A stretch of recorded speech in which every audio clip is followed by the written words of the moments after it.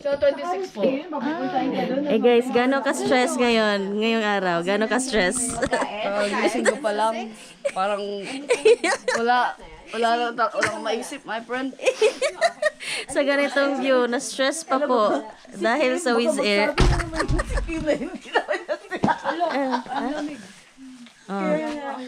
Malamig sa horse. Walang kape.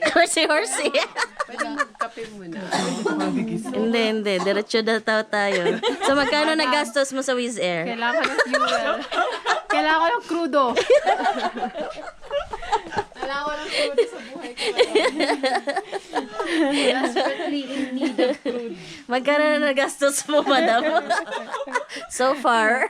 Bakit ang aga? Dapat kulit ng waste, no? Puntahan ka sa airport nang walang ano. Natanggal na yung ano. Tapos tumatawag sila, ah. Natanggal na yung 212 na voucher sa account. Ay, shish! Yun pa naman iniisip ko. Wala. Kinedit na naman din nila eh. Wala. Ay, talaga, gagi talaga itong mga to.